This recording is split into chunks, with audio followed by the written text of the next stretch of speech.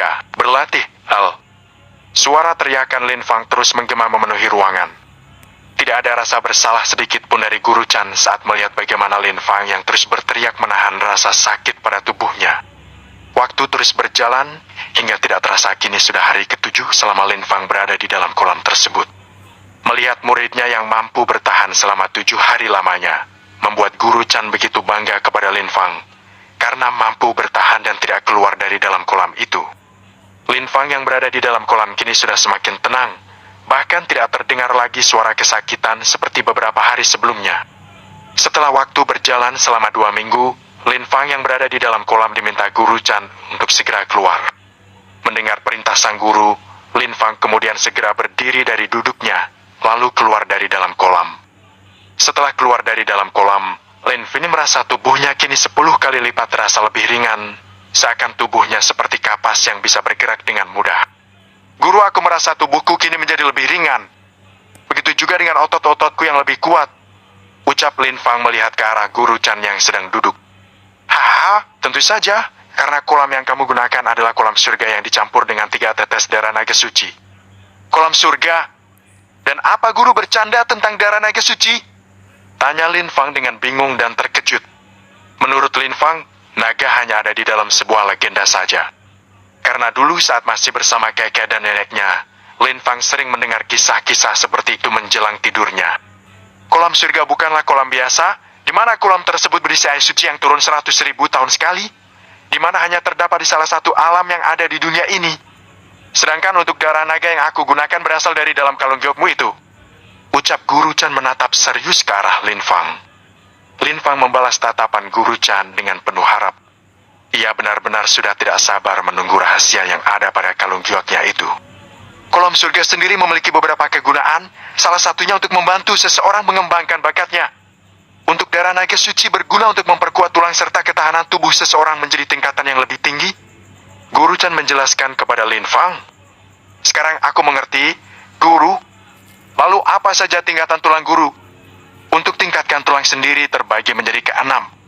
Tulang biasa, tulang serigala, tulang harimau, tulang kilin, tulang phoenix, dan tulang naga. Masing-masing terbagi menjadi perunggu, perak, emas, berlian, gio, dan dewa. Jelas Guru Shouchan kepada Lin Fang. Lin Fang kini mulai mengerti dan memahami tentang jenis tulang beserta tingkatannya. Berada pada tingkat apa tulangku saat ini? Untuk kualitas tulangmu sebelum masuk ke dalam kolam surga dan darah naga, berada pada tulang serigala. Dan setelah berada di dalam kolam selama 2 minggu, kini kualitas tulangmu menjadi tulang phoenix tingkat perunggu. Ucap Guru Shouchan menjelaskan. Guru, apakah aku harus masuk ke dalam kolam kembali? Agar kualitas tulangku kembali meningkat. Tanya Lin Fang dengan semangat. Tidak perlu. Aku rasa sudah cukup kamu berendam di dalam kolam. Apalagi kolam itu sudah tidak berguna untukmu. Guru, benar, kolam itu sudah tidak berguna lagi untukku. Lin Fang dengan lemas. Baiklah, karena kualitas tulang yang sekarang kamu miliki sudah meningkat, maka aku akan melatih ketahanan dan pondasi tubuhmu sebelum memulai berkultivasi. Lalu mengajak Lin Fang menuju bagian timur dunia kecil. Dunia kecil adalah dunia yang diciptakan oleh seseorang dengan kekuatan dan kemampuan yang dimiliki. Untuk memiliki dunia kecil, seorang kultivator harus berada di ranah tertentu dan menguasai beberapa hukum ruang dan waktu.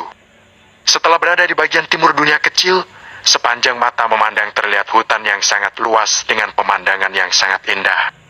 Untuk latihan selanjutnya, kamu harus mengangkat batu itu, lalu membawanya memutari hutan ini hingga sore hari.